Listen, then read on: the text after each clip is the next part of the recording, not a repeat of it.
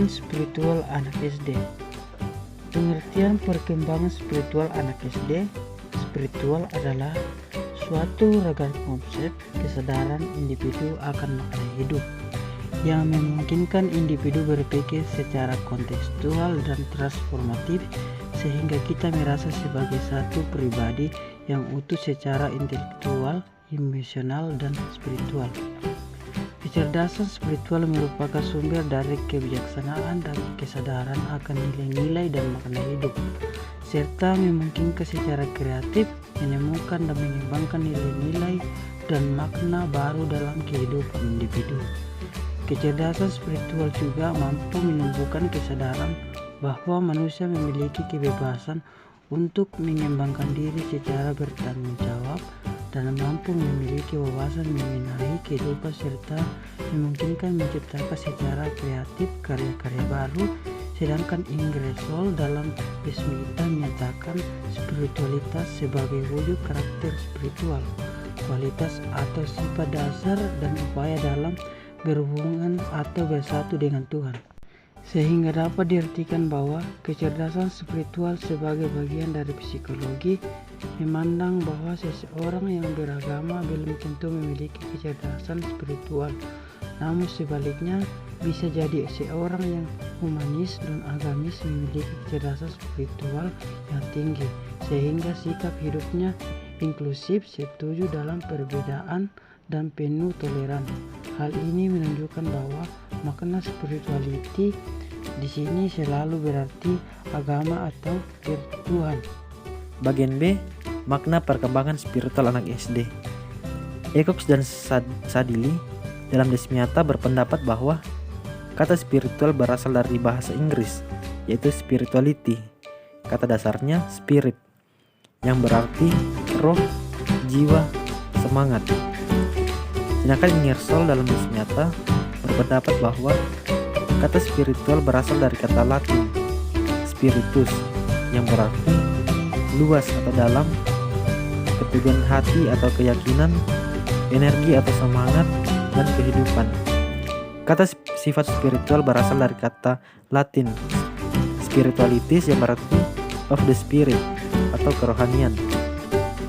Menurut Alia dan Purwakani Hasan dalam Desmiata menyatakan spiritualitas memiliki ruang lingkup dan makna pribadi yang luas dengan kata kunci sebagai berikut.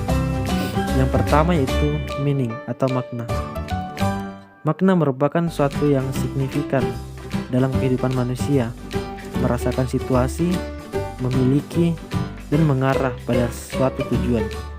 Values atau nilai-nilai. Nilai-nilai adalah kepercayaan, standar dan etika yang dihargai. Yang ketiga yaitu transcendence atau transcendensi. Transcendensi merupakan pengalaman, kesadaran, dan penghargaan terhadap dimensi transcendental bagi kehidupan di atas diri seseorang. Yang ketiga itu connecting atau bersambung. Bersambung adalah meningkatkan kesadaran terhadap hubungan dengan diri sendiri, orang lain, Tuhan, dan alam. Yang kelima itu become atau menjadi. Menjadi adalah membuka kehidupan yang menuntut refleksi dan pengalaman, termasuk siapa seseorang dan bagaimana seseorang mengetahui. Dari kutipan tersebut dapat diartikan bahwa perkembangan spiritual adalah jiwa seseorang manusia memiliki semangat dan memiliki kepercayaan yang dalam terhadap diri sendiri, orang lain, Tuhan, dan alam, yang terjadi karena pengalaman dan kesadaran dalam kehidupan di atas diri seseorang. Sedangkan pendapat Fowler dalam Desmiata menyebut spiritual atau kepercayaan suatu yang universal, ciri dari seluruh hidup, tindakan pengertian diri semua manusia, entah mereka menyatakan diri sebagai manusia yang percaya dan orang yang berkeagamaan atau sebagai orang yang tidak percaya sebagai apapun. Bagian C, karakteristik perkembangan spiritual yang dimulai dari anak usia 7 sampai 11 tahun. Sesuai pada tahap perkembangan kognitifnya, anak mulai berpikir secara logis dan mengatur dunia dengan kategori-kategori baru. Pada tahap ini, anak secara sistematis mulai mengambil makna dari tradisi masyarakatnya dan secara khusus menemukan konferensi serta makna pada bentuk-bentuk naratif.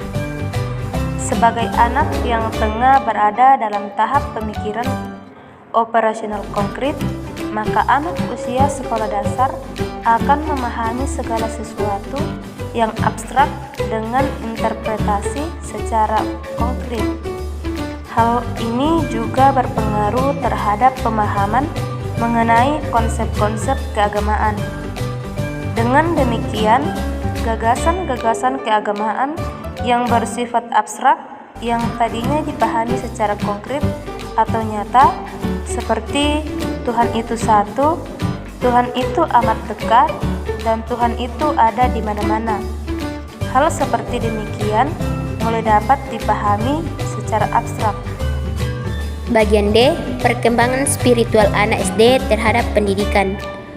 Untuk mengembangkan spiritual, pendidikan sekolah formal yang dituntut untuk membantu peserta didik dalam mengembangkan spiritual mereka, sehingga mereka dapat menjadi manusia yang religius. Sejatinya, pendidikan tidak boleh menghasilkan manusia bermental benalu dalam masyarakat, yakni lulusan pendidikan formal yang hanya menguntungkan hidup pada pekerjaan formal semata. Pendidikan selayaknya menanamkan kemandirian, kerja keras, dan kreativitas yang dapat membekali manusianya agar bisa berguna dalam masyarakat. Strategi yang mungkin dilakukan guru di sekolah dalam membantu perkembangan spiritual peserta didik yaitu: yang pertama, memberikan pendidikan keagamaan melalui kurikulum tersembunyi, yakni menjadi sekolah sebagai atmosfer agama secara keseluruhan. Yang kedua, menjadikan wahana yang kondusif bagi peserta didik untuk menghayati agamanya, tidak hanya sekedar bersifat teoritis, tetapi penghayatan yang benar-benar dikonstruksi dari pengalaman keberagamaan. Yang ketiga, membantu peserta didik mengembangkan rasa ketuhanan melalui pendekatan spiritual parenting seperti: bagian A, memupuk hubungan sadar anak dengan Tuhan melalui doa setiap hari. Bagian B, menanyakan kepada anak bagaimana Tuhan terlibat dalam aktivitas sehari-harinya. Bagian C, memberikan kesadaran kepada anak bahwa Tuhan akan membimbing kita apabila kita meminta. Bagian D, menyuruh anak merenungkan bahwa Tuhan itu ada dalam jiwa mereka dengan cara menjelaskan bahwa mereka tidak dapat melihat diri mereka tumbuh atau mendengar darah mereka mengalir, tetapi tahu bahwa semua itu sungguh-sungguh terjadi sekalipun mereka tidak dapat melihat apapun. Bagian E, faktor-faktor yang mempengaruhi perkembangan spiritual. Faktor-faktor yang mempengaruhi perkembangan spiritual ada 5. Yang pertama itu pembawaan atau internal, yang kedua lingkungan atau eksternal, yang ketiga keluarga, yang keempat sekolah, dan yang kelima masyarakat. Yang pertama itu pembawaan atau internal. Setiap manusia yang lahir, bagi yang masih primitif, bersahaja, maupun yang sudah modern, bagi yang lahir di negara komunis maupun kapitalis, baik dari orang tua yang saleh maupun yang jahat, menurut fitrah, kejadiannya mempunyai potensi beragama atau keimanan kepada Tuhan atau percaya adanya kekuatan di luar dirinya yang mengatur hidup dan kehidupan alam semesta.